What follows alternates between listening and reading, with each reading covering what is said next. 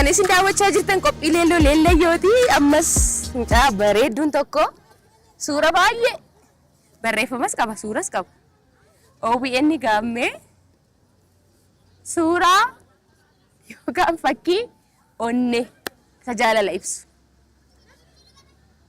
An dhugaa akkamitti akkan gammadaa jiru osoo argitanii. Kan leelloo jedhee nu barreessaa jira yookaan leelloodhaa barreessaa jira.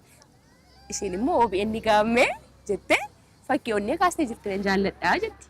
Isiniin jaallatamuu caalaa immoo addunyaa kanarra carroomuun hin jiru.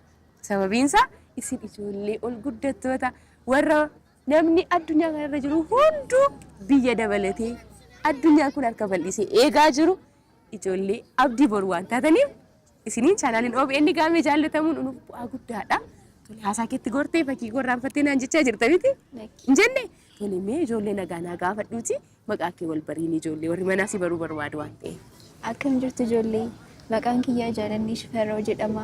Barattuu kutaa 5 yoo ta'u gara kutaa 6tti kan darbudha. Bocni har'a bocee yookaan barreeffamni OBN Gaammee jedha. OBN Gaammee jettee nu barreessite asimmoo suuraa onnee jira. Chaanaalota jiran keessaa OBN Gaammee ni gaanatti toluuf suuraa onnee kaase. Jaallattaa jechuudha. Baay'ee waan sitti tolu.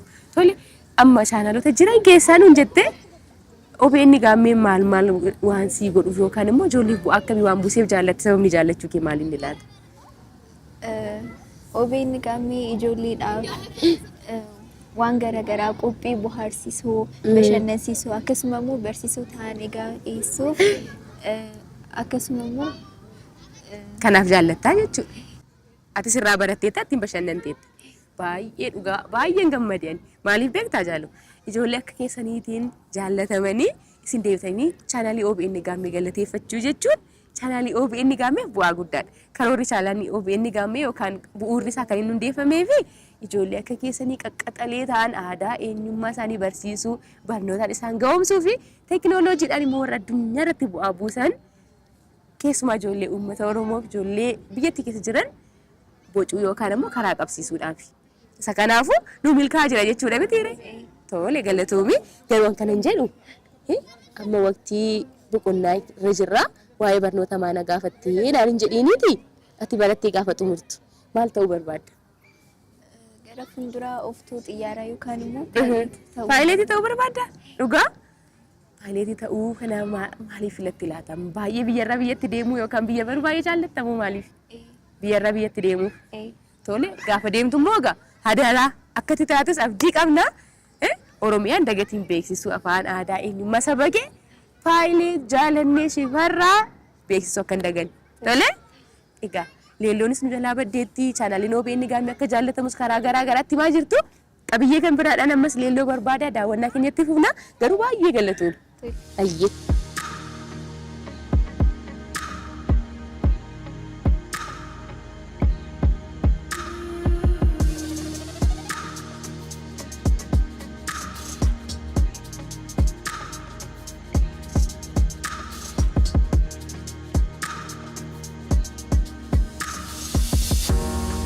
Waalallaafaa baay'ee miidhagaa ta'ee bifa simmintoo qabu cirracha bullaa qarqara laga qabbannaa jiru biratti argamnee jirra. Tole bareedduu ko hojii malee yookaan hojii dareessinii kenneen ture miti? Hojjette? Dhugaa? Baay'ee bareeda garuu bareedduu ko warra mana nagaa jirtu akkamii jedhii nagaa naa gaafadha silaaliitii maqaa keellee wal bariini. Akkam jirtu nagaadhaa sin baay'ee boon jedhama. Asitti immoo dhufu isin biratti argamu kootiif baay'ee natti toleera. Nuuni iyyuu natti tolee jira giiftii ko tole bobbocaa waan kun isin miidhuu isiniif hojjetame waan ta'eef jedhee hojii daree isinii kenneetan ture har'a barsiistuu isiniin jalaa ta'e maal nu hojjette asitti meenaa ibsi. Leelloodhaaf. Leelloo. Hojjedhe. Tole ati barattuu cimtuudha tokkoffaadha mee gaafa barattee xumurtu maal fa'aa ta'uu barbaadde? Gaafa barumsa koo fixu. Doktora ta'uun barbaada. Doktora ta'uu barbaadda? Dhugaa amma doktora ta'uu kan namni barbaaduuf sababa garaa garaa qaba miti? Simbiroon yookaan simboon maalijii fi doktora ta'uu barbaadde maalirraa kaatee? Lubbuu namaa yaaluu nan barbaada. namni akka dhukkubsate hambisuufillee kanaafuu fedhiin qaburraatti kan ka'e doktora ta'uu barbaade.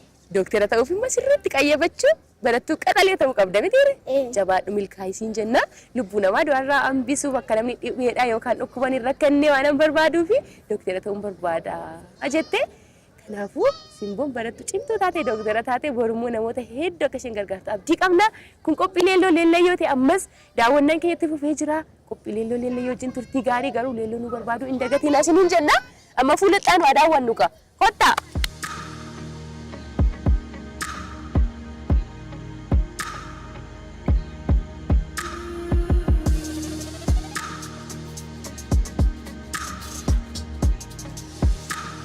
Leelloo argitee fiigime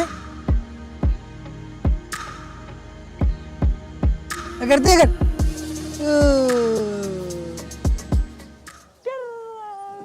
ijoolleen kanarra teessee taphatti ijoollee argitanii egaa misooma qarqara lageenii qabbannaa kana keessatti kan argamu biistaawee garaagaraa ijoolleen keessatti taphatan bifa kanaan bareedeeti kan inni jiru kottu malee leelloo jira naannofne fi inni dhumna jiraadhaan.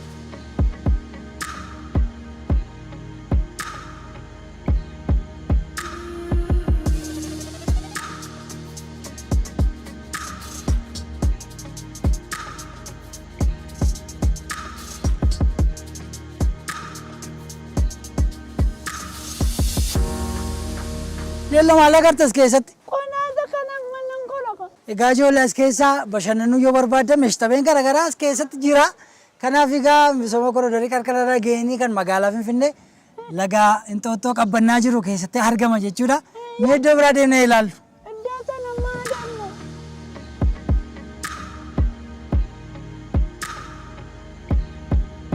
Bokkaan dhufaa jira waan ta'eef. Bokkaan dhufe. Dafi leelloo dafi bokkaan nutti dhufaa jira waan ta'eef.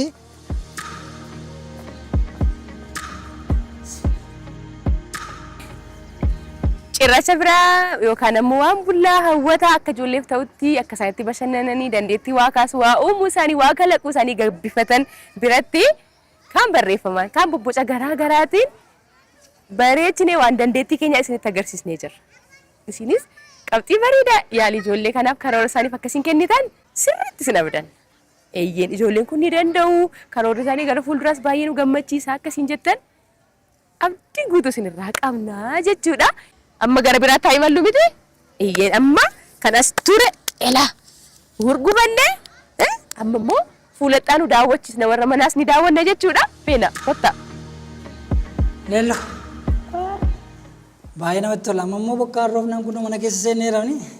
Eeyyeen ka bokkaa hojjechaatuma ollee qarqara laga qabbannaa kana naannofni asiinis asiinis gorree daawwachaa ollete oduma daawwachaa jirru bokkaan rob nurratti goonan kuno kaaffee bareedaa kana jalatti seennee achi jalatti bokkaa caamsachaa jirra ammasitti immoo